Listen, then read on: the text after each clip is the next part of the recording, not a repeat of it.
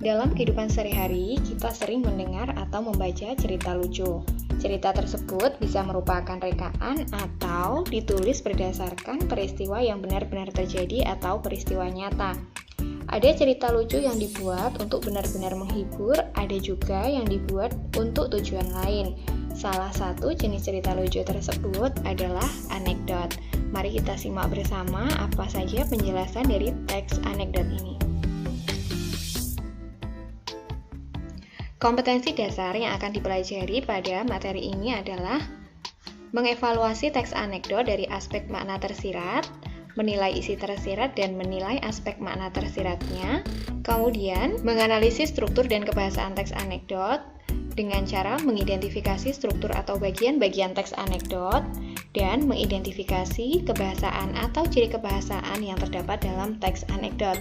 Sumber dari materi ini adalah buku Bahasa Indonesia kelas 10 SMA atau MA yang dibuat oleh Kemdikbud tahun 2017.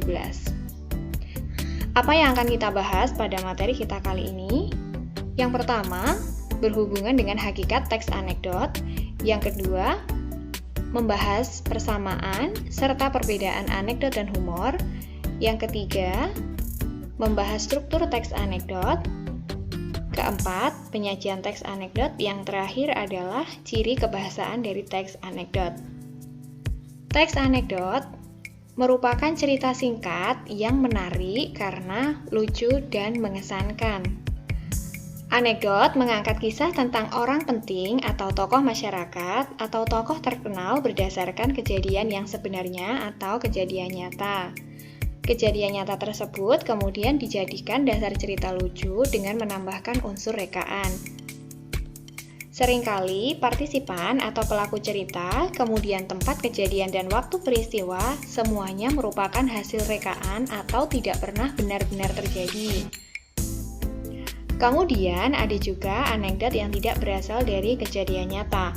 Pada dasarnya, anekdot itu menariknya karena lucu dan mengesankan, membahas orang-orang atau tokoh masyarakat yang terkenal, bisa ditulis berdasarkan kejadian yang benar-benar terjadi atau bisa ditulis berdasarkan rekaan penulisnya atau dari peristiwa yang tidak pernah terjadi. Anekdot pada dasarnya digunakan untuk menyampaikan kritik. Ini yang membedakan teks anekdot dengan teks yang lain, tetapi tidak pernah terjadi.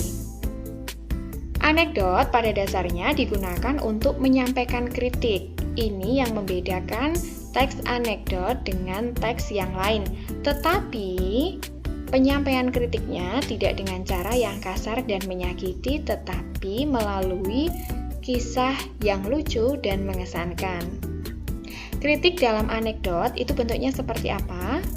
Kritik dalam anekdot itu biasanya berbentuk sindiran, jadi tidak disampaikan secara langsung. Kemudian, untuk menghindari konflik antara pihak yang menyampaikan sindiran dengan pihak yang disindir, karena itu sindirannya disampaikan dalam kelucuan yang terdapat di dalam teks anekdot. Tujuannya menyampaikan kritik dalam anekdot adalah pesan dan kritik tetap tersampaikan dan tetap dapat bisa diterima tanpa menimbulkan ketersinggungan bagi pihak yang disindir. Pencerita biasanya menggunakan ungkapan, biasanya berupa kata, frasa atau kalimat yang bermakna idiomatis atau bermakna kias atau bermakna tidak sebenarnya. Jadi makna idiom ini bukan makna yang sebenarnya. Apakah ada persamaan dan perbedaan antara anekdot dan humor? Karena humor itu juga merupakan sesuatu yang membahas kelucuan. Keduanya mempunyai persamaan, yaitu sama-sama mengandung humor atau unsur kelucuan. Meskipun ide cerita dalam anekdot diangkat dari kejadian nyata, tapi cerita yang disajikan dapat melalui rekaan atau ditambah sesuai dengan keinginan dari si pengarang. Apakah perbedaan antara anekdot dengan humor? Perbedaannya dapat kita lihat dari 3 aspek. Yang pertama dari makna, kedua dari isi, dan ketiga dari topik. Anekdot, makna yang ingin disampaikan adalah makna tersirat, jadi bukan makna yang sesungguhnya. tetapi humor tidak mengandung makna tersirat atau langsung saja ingin menyampaikan kelucuan tanpa ada maksud terselubung di dalamnya. Dari segi isi, anekdot mengandung sindiran terhadap seseorang atau kelompok masyarakat tertentu, tetapi humor isinya hanya merupakan hiburan semata.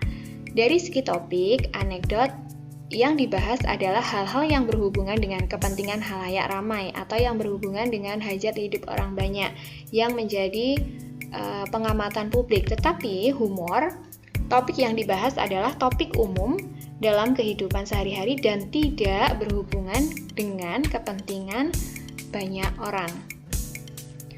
Bagaimanakah struktur teks anekdot? Struktur teks anekdot terdiri dari 5 bagian. Kita simak bersama. Yang pertama adalah abstraksi. Abstraksi ini merupakan pendahuluan atau latar belakang teks atau gambaran umum isi cerita. Kemudian yang kedua disusul dengan orientasi, yaitu penyebab timbulnya krisis atau terjadinya suatu krisis, konflik, atau peristiwa utama. Jadi bagian ini merupakan bagian yang memunculkan timbulnya konflik yang menuju pada bagian krisis. Ketiga, bagian ini adalah bagian inti peristiwa dari sebuah teks anekdot karena bagian ini mengandung kekonyolan yang menggelitik dan mengundang tawa. Biasanya sindiran itu diletakkan pada bagian krisis. Sindiran tersebut dituliskan dengan bentuk ungkapan yang halus atau idiom-idiom yang halus tetapi tetap mengandung unsur kelucuan. Kemudian bagian yang keempat adalah reaksi, yaitu tanggapan atau respon atas krisis, dapat berupa sikap mencela atau menertawakan. Kemudian yang terakhir adalah koda. Koda itu merupakan penutup atau simpulan, bisa berupa persetujuan, komentar, atau penjelasan maksud cerita yang dipaparkan. Penanda ada koda dalam teks anekdot ditandai dengan kata-kata itulah, akhirnya, demikianlah. Tetapi koda ini sifatnya opsional, jadi boleh ada atau boleh tidak ada di dalam sebuah teks anekdot.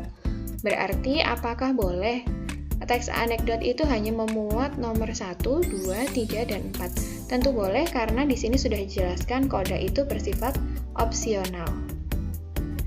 Contoh analisis struktur teks anekdot seperti ini, yang diambil ini berjudul dosen yang juga menjadi pejabat.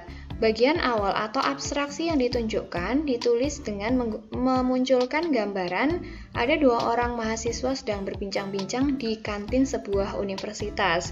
Pada bagian orientasi dijelaskan 2 orang tersebut sedang berbincang-bincang. Pada bagian ini sudah mengarah pada konflik atau apa yang dibahas, masalah apa yang dibahas sehingga nanti akan menuju pada bagian krisis. Saya heran dosen ilmu politik kalau ngajar selalu duduk, gak pernah mau berdiri. Mahasiswa kedua menyahut, begitu saja diperhatikan sih Ton. Ya, Udin tahu sebabnya. Barangkali saja beliau capek atau kakinya tidak kuat berdiri. Kemudian, kelucuan atau inti dari teks anekdot ini muncul pada bagian krisisnya, menjawab pertanyaan dari percakapan 2 orang mahasiswa tadi. Salah satu mahasiswa menjelaskan,